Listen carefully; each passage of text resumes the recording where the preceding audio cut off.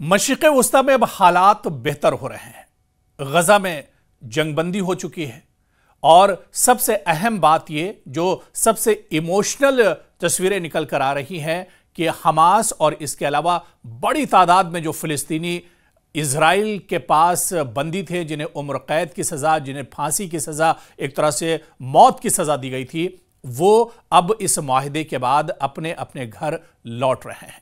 तो जंगबंदी हो गई है गजा में, मगर जख्म अभी भी बाकी है।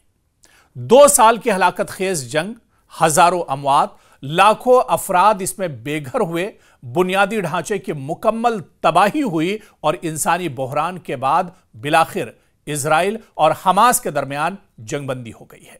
अगरचे बंदूकें खामोश हो गई हैं, लेकिन यह खामोशी एक गहरी दबी हुई चीख जैसी महसूस होती है। गजा में हर तरफ खंडर है, बर्बादी है और मुहाजिर कैंप बने हुए हैं। लोग मलबे से लाशें निकाल रहे हैं, लेकिन अब इन्हें अपने मुस्तकबिल के राख से उम्मीदों को दोबारा उठाना है। अब ये फिर अपने अपने घर को लौट रहे हैं और इनकी ये जमीनें तो जरूर बाकी हैं, लेकिन इनके घर और मकान पूरी तरह तबाह हो चुके हैं। अब इनके पास सर छुपाने के लिए गजा में छत नहीं है, लेकिन एक खुशी और एक उम्मीद की किरण जरूर है कि जंग बंद हो चुकी है, जुल्म का सिलसिला थम चुका है और अब यहां से जिंदगी की दोबारा से शुरुआत करेंगे। जंगबंदी के पहले मरहले में इजराइल और हमास ने कैदियों का बाकायदा तबादला किया है। हमास ने इजरायली शहरियों और फौजियों को रिहा किया है, जबकि इजराइल ने दर्जनों फिलिस्तीनी कैदियों, जिनमें बच्चे, खवातीन और सियासी कारकुन शामिल थे, इन्हें आजाद कर दिया है। और आजादी की यह तस्वीर आप देखिए, आपके सीने में अगर दिल होगा तो आपके आंसू नहीं रुकेंगे। एक लंबी कैद के बाद, सोबतों के बाद, परेशानी और मुश्किलात के बाद, इजराइल के ला इंतहा जुल्म के बाद अब इन्हें आजादी मिली है। और आजादी ऐसी कि अपने घर वालों से मिलकर ये अपने आंसुओं को नहीं रोक पा रहे हैं। और ये तस्वीरें आप देखिए, जो तस्वीर हम आपको टीवी स्क्रीन पर दिखा रहे हैं कि इस आजादी क्या होती है, दरअसल वो गजा के इन लोगों से पूछिए जो इजराइल की कैद में रहे हैं, जहां पर न तो सुबह होती थी और ना ही शाम होती थी। हर वक्त इन्हें जुल्म का शिकार बनाया जाता था, लेकिन एक मुसलसल जंग के बाद, एक मुआहदे के बाद अब इनको आजादी नसीब हुई है। जब फिलिस्तीनी कैदी वापस गजा या मगरबी किनारे पहुंचे तो मनाजिर इस तरह के थे। आप देखिए कि किस तरह से वो अपनी जमीन को चूम रहे थे, वो अपने बच्चों और घर वालों से लिपट कर किस तरह से रो रहे थे। मां अपने बेटे से बरसों बाद लिपट गई, बहन ने भाई को गले लगाकर रोना शुरू कर दिया। बच्चे जिन्हें महज पत्थर फेंकने पर कैद किया गया था, आंखों में सवाल लेकर घर लौटे हैं। ये मनाजिर न सिर्फ जज्बाती थे, बल्कि फिलिस्तीनी अवाम की अजियतों की, मजालिम की झलक भी बता रहे थे।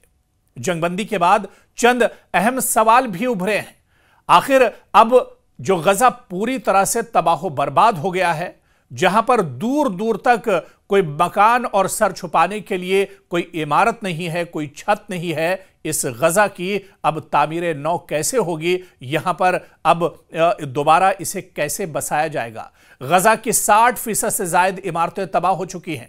अस्पताल, स्कूल, बिजली, पानी, सड़कें, सब कुछ बिखर चुका है। आलमी इमदाद की जरूरत है, मगर पाबंदियां और इजरायली कंट्रोल रुकावट अभी भी बने हुए हैं। इंसानों को जीने के लिए आखिर क्या चाहिए? ग़िज़ा की किल्लत बहुत शदीद है। दवाएं न होने की यहां पर एक तरह से बराबर हैं। मुहाजिरीन के लिए खैमे नाकाफी हैं। सर्दियां भी अब करीब हैं और मौसम भी बदल रहा है। और इस तरह से हजारों बच्चे या तो यतीम हो चुके हैं, या माजूर हैं, या फिर नफ्सियाती दबाव के शिकार हो चुके हैं।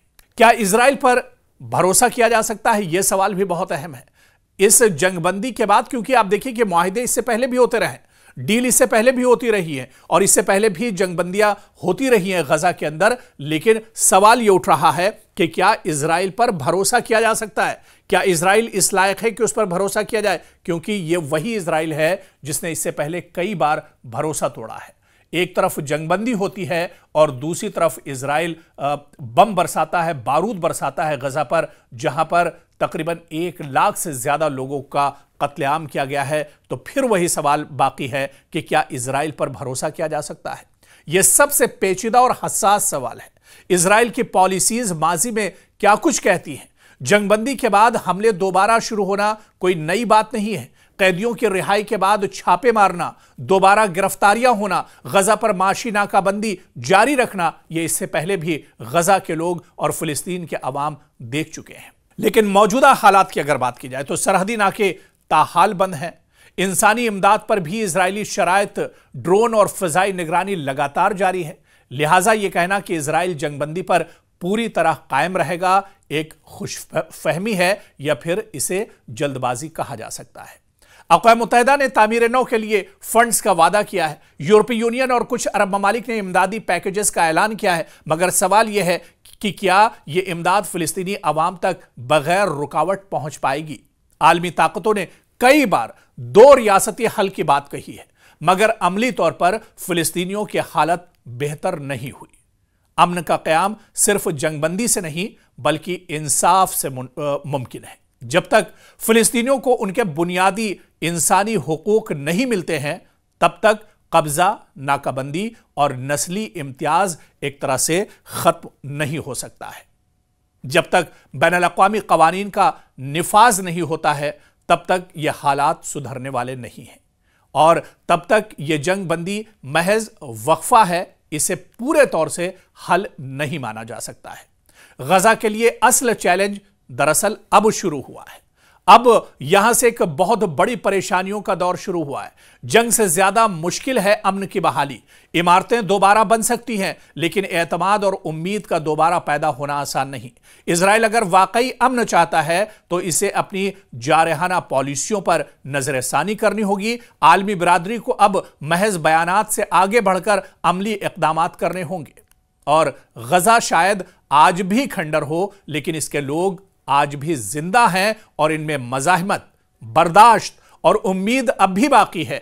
यही वो चीज है जिसे दबाया नहीं जा सकता है, न बम से, न नाकेबंदी से, न भूख प्यास से, न ताकत और जुल्म से। और ऐसी ही मिसाल कुछ गजा से, गजा के लोगों ने दी है, जहां पर मजालिम के पहाड़ तोड़े गए, जहां पर बम बरसाए गए, मिसाइलों से अटैक किया गया, जहां पर पूरी की पूरी आबादी तबाह कर दी गई। एक एक दिन में कई 100 लोगों के जनाजे एक साथ उठे हैं। लेकिन यह अज़्म है, यह हौसला है, यह सब्र है जो गजा को नहीं तोड़ पाया है। और गजा के लोग आज फिर से अपने वतन को वापस लौट रहे हैं और ऐसे में इस उम्मीद के साथ कि एक बार फिर से यहां से उनकी जिंदगी शुरू होगी। हालांकि चैलेंजेस बहुत हैं, लेकिन गजा दरअसल नाम उम्मीद का है और इसी उम्मीद पर आज भी पिछले 2 सालों में इजराइल और अमेरिका जैसी सुपर पावर इस गजा को फतेह नहीं कर पाए हैं। इसी वजह से एक उम्मीद के साथ अब ये एक बार फिर से अपनी नई जिंदगी गजा से शुरू कर रहे हैं।